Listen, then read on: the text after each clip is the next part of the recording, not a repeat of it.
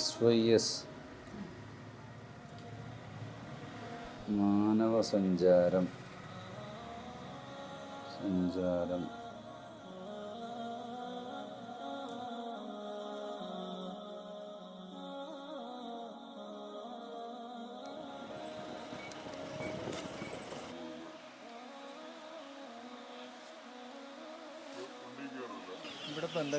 ഇത് ഫോറസ്റ്റാണ്, ജൂക്കാലി വെച്ചിട്ട് തന്നെയാണ് ഇവിടെ കുറച്ചിടം. ഇത് ഫോറസ്റ്റാണ്.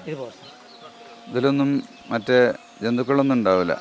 മറ്റേ ഈ കാട്ട് പന്നി, അതുപോലെ കൂറൻ, കേഴ. ഇതെന്താ? ഇത് ഏലക്ക. ഇതാണ് ഏലക്ക എന്ന് പറയുന്നത്. ഏലക്ക കൃഷി ചെയ്യുന്നത്. ഏലത്തിന്റെ മരട്ടുണ്ടാവും.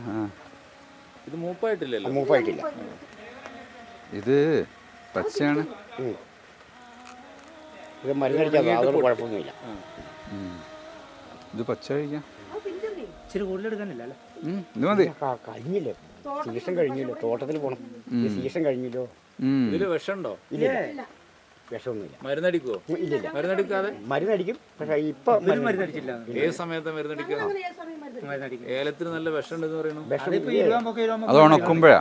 ഉണക്കുമ്പോഴാ. ഇത് കോഫിയാണ്. മതി, പോവാ. ഞങ്ങൾ പറ്റേ.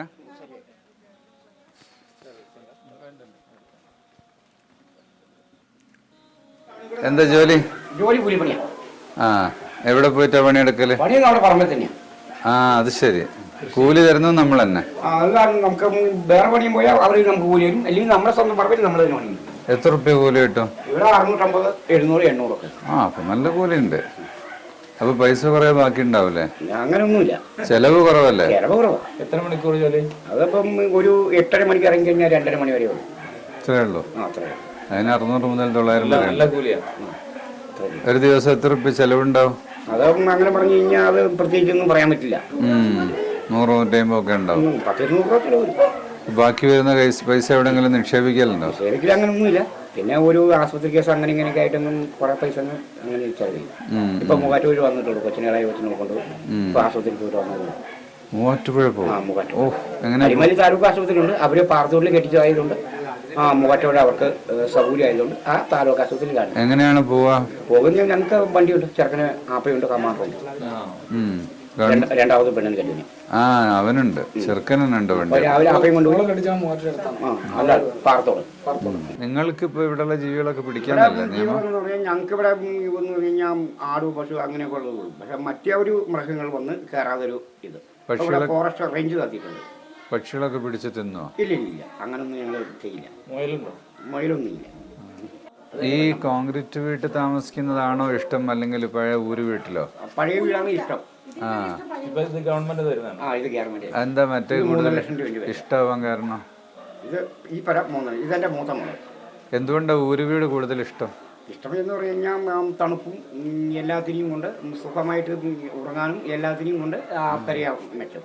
ഇതിലൊരു ബുദ്ധിമുട്ടുണ്ടാവും. ഒരു പ്രത്യേകിച്ചൊരു ഇത് അസ്വസ്ഥത ഉണ്ടാവും. ജീവികളോ ശല്യമൊന്നുമില്ലല്ലോ? ഇല്ല, അങ്ങനൊന്നും. കുറേ വീടുകളുണ്ട് ഈ ഭാഗത്തൊക്കെ. ഇഷ്ടംപോലെ വീടുണ്ട്. 95 വീടുണ്ട്. ആനയൊക്കെ വരുമോ? ആനയൊക്കെ വരും.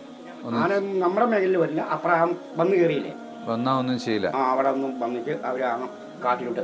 വേറെന്ത് ജീവികളാ ഇവിടെ ഉള്ളത്? വേറെ ഒന്നും ജീവികളൊന്നും ഇല്ല. മക്കൾക്ക് മിഠായി വാങ്ങിക്കൊടുക്കാൻ ഞങ്ങൾ വരുമ്പോ ഒന്നും കൊണ്ടുവന്നില്ല. ദൂരം ഉള്ളത് അറിയില്ലായിരുന്നു. പേര് കോഴിക്കോട്ട് വരികയാണെങ്കിലേ നല്ലൊരു സൽക്കാരം തരാം.